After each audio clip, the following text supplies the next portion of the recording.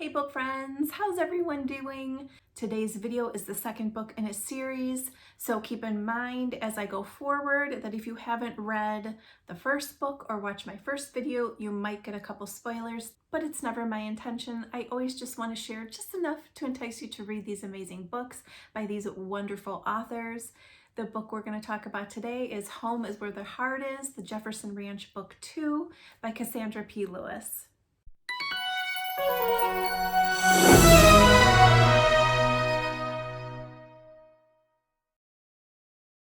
Okay, this series, you guys.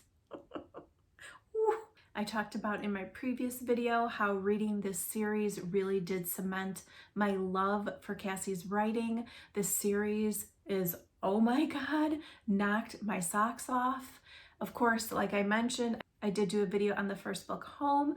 This is Home is Where the Heart Is. This is Daisy and Jason's story. I also mentioned in the other video, should I be doing this or this? I don't know, I can't help it. I'm right-handed, I just do this. I did mention in the other video that I actually started reading this book first on accident. And then I messaged Cassie and I was like, oh, I started the book. And she was like, oh, Kat, you're reading the second book. Oops. So I put a pin in it, went and read the first book, Home, and then was very glad to be able to go right back into this second book. I have to say, thank God though, I honestly think this is how it was meant to happen, because this book, if I hadn't already read the first book and then read this book, so I knew how this book was going to end, because we know that from the first book, because at one point these books run parallel to each other, I don't think I would have made it. There were so many moments where I burst out crying because of Daisy and wanted to throw my Kindle aggressively and bash Jason in the head.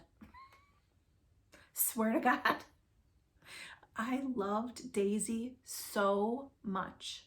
I connected with her so easily. She's so different than Maggie. I freaking loved Maggie so much and understood Maggie, but there's something about Daisy, and I think it's her upbringing that we read about in this book, how she's such a nurturer and carer. Is that a word? She can't help but want to take care of the people around her. That's just the way she is. And damn it, if people don't, I don't want to say they take advantage of that, because that's not necessarily true. You know, her friends love and adore her, but her family life is not good. Her mom dies, like, kind of, not suspiciously, but her family life's not good. And then her mom dies. And then her dad's like a drunk and never comes home. And she's like a kid. And she's basically raising her younger brother. She just is that person. She puts everybody else's needs before her own. And I adored her. And to the point where, like, I just wanted to wrap her in my arms. Not only did my mama bear heart like flare to life with this book, with Daisy, but also just like the way her and Jason's relationship is. Ooh, it tore me apart in so many places. Daisy is Maggie's best friend. We met Maggie, of course, in the first book. Daisy's younger brother is JR, Jimmy Ray. He will be the next book in the series. And then they're all, of course, part of the same friend group with Maggie, Rusty, Jason. Rusty and Jason are brothers. Jimmy Ray, Noah. They've all grown up together. They've been friends since they were like toddlers, basically. Daisy has always loved Jason. Jason is a couple years older than her. They've always had a bond. They are each other's best friends. And then at some point, their relationship turns into love. Daisy loves him. Jason was hard for me, I have to admit. He pissed me off a lot. And the depth of my feeling about that made me love the book that much more. And then I have to say, and it's kind of funny, the name Noah has been tainted for me. And Cassie will know exactly why. And some of you that are regulars here will know why I cannot handle that name anymore. That being said, their friend Noah, I loved. And he took a little bit of the grief of that name and made it better. The way Cassie writes it, we do see more of the fallout of when Maggie left. Like in the first book, we see a little bit more of the fallout because, of course, we're getting this book from Daisy and Jason. And so even though there's parts that run in tandem with Home, Home is Where the Heart Is, has a different perspective because it's Daisy and Jason, right? So I liked seeing a little bit more about Rusty in this book during that time, if that makes sense. And I just fell in love with this friend group and these characters so easily, except for Jason.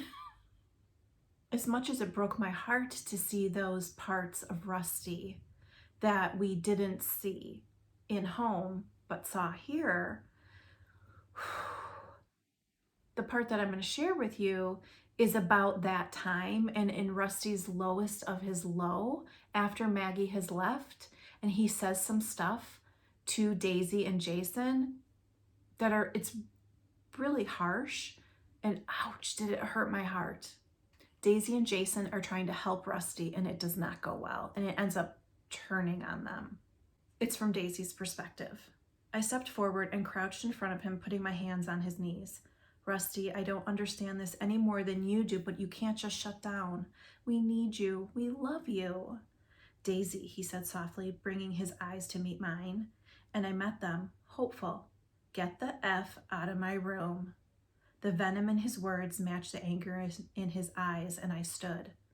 You're 16, Rusty, not 6. Get up, take a shower, eat some food. You stink and you look like shit. I crouched down again. I'm not the enemy here, Rusty. I'm hurting too, but I love you. You can be a dick to me as much as you want, but I'm always going to be here, a pain in your ass if that's what it takes. See, she's a nurturer. She wants to help everyone.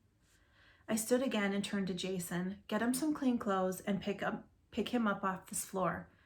This bullshit is not going to stick.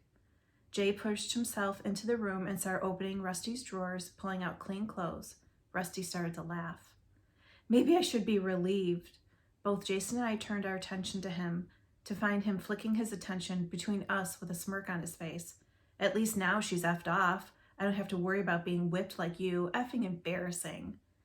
Jason took a step towards him and I put a hand on his chest to stop him. Jay, put your whore on a leash before she gets out of hand. I turned to him as Jason pushed my hand away and rushed his brother. Pulling him up and pushing him hard against the door, Rusty just laughed.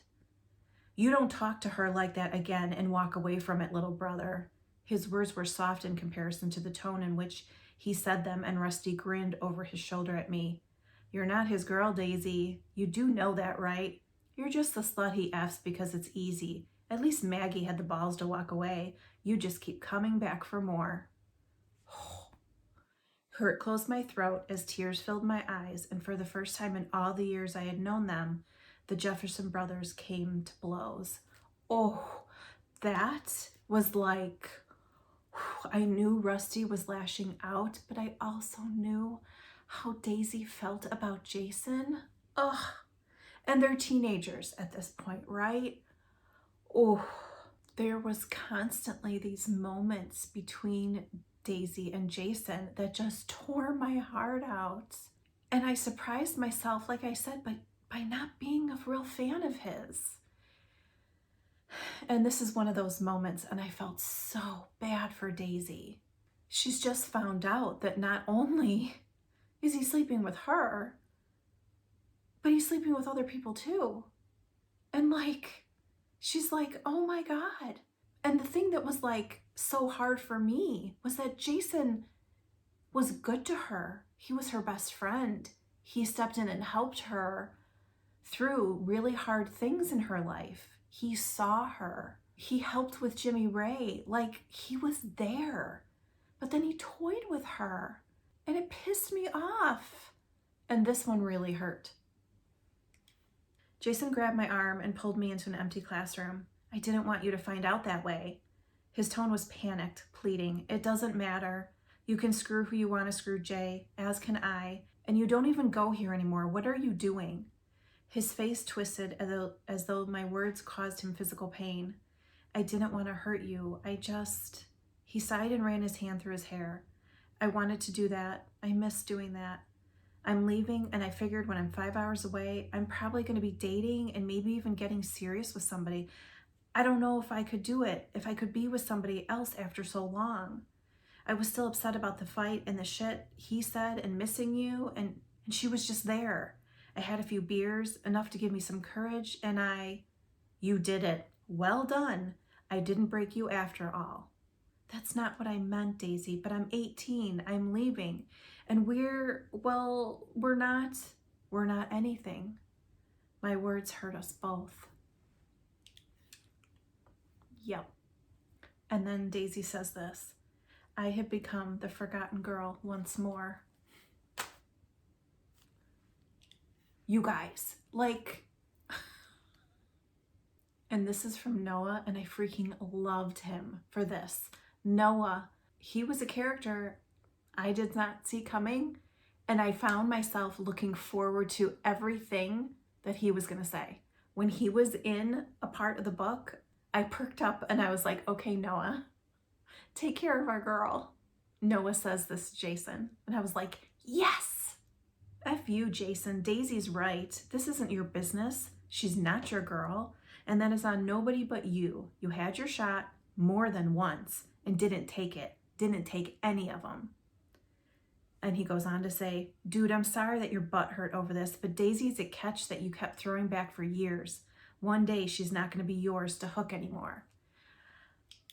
Noah telling it like it is to Jason were some of my favorite parts in the book. Jason kept Daisy on ice for so many years. He pissed me off. But yet they have this bond that was there. The way Cassie wrote it is plain as day. Everyone saw it. Their friends, their family. He was her one constant in her chaotic world, the one she loved the most, and the one she wanted to pick her. And he never did. Just when I thought he was going to, he never did. I really didn't like that about him. I was like, okay, Cassie, what are we doing with him? I knew what was going to happen because we get it in the first book. So I was like, what are we doing here? This is torture. I didn't want this for Daisy. She deserved so much better and so much more. It seemed like every time that she would take steps forward, he would be there and he would be like, oh, but wait. Frustrated me. And so many times I thought, okay, this is the time. And there's a lot of times that Daisy felt that way too. But then she started to learn his pattern.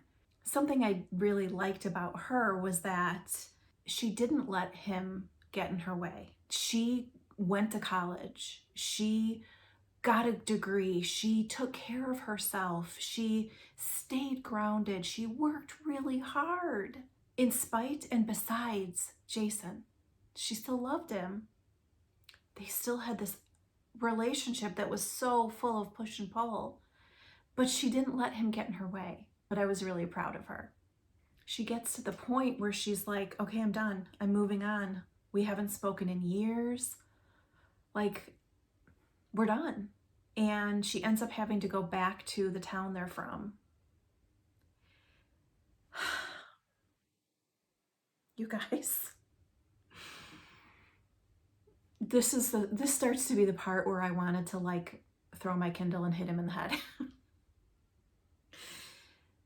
because he made her promises. And although she doesn't go back because of those promises, he made her promises and he didn't keep them. I mean, why was I still surprised? Because I was. I kept holding out hope. Nope. One of the things that was really hard about this part of the book is that the way Cassie has written these friendships and this friend group is really amazing, and I love it. And yet at this part of the book, it had me questioning, just like Daisy did, those friendships, because they all know something about Jason and they didn't tell her. Even her brother didn't tell her. It gutted me. I got so upset. My stomach already hurt because I was so emotionally connected to Daisy that this part absolutely gutted me. I didn't let people see me cry ever, except Jason. The irony of him being the person I had shed the most tears over and the only person I ever shared them with wasn't lost on me. I wasn't crying because he wasn't mine. I was crying because he hid this from me. He was supposed to be my best friend above all else, but he hid this. He made other people hide this, and that hurt so much. And then this, and I was like, oh, F this. Just absolutely fuck this. So I found myself in the bar I loved, with the people I loved, watching the man I was trying not to love, dancing with the woman he loved. You guys, oh my gosh. And it didn't end there. She gets to the point where she knows that she's got to get over him because he's moved beyond her. And watching her struggle with that just killed me. And she says, even though in my heart, in the depths of my soul, I know that every reason, every obstacle over the years we could have overcome, here we are. Plus, while I'm able to paint on a brave face over Jason dating, I can't say the same for him. The idea of me bringing another man into my life would send the usually placid cowboy I love over the border into crazy town, and I didn't have the energy to deal with that. Not anymore. I had more than my fill of crazy Jason over the years, so I'll stay single, and I'll watch Jason meet somebody to make a life with. It'll hurt, but I want to see him happy and settled. No. Girlfriend, no. No. I was like, Daisy, I need to talk to you. And a little bit later, since I met him 20 years ago, I have known that he was it for me, and I only became more certain about that with each passing year. But the more he pushed me away, said it wasn't the right time for us, the more I pulled back and gave him less of me. He still gets jealous if another man looks at me, but his reaction has reduced to silent brooding rather than full Neanderthal.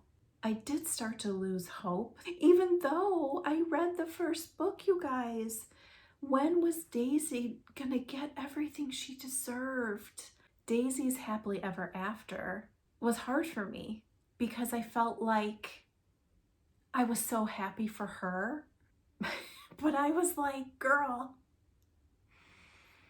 I don't know if he will ever deserve you.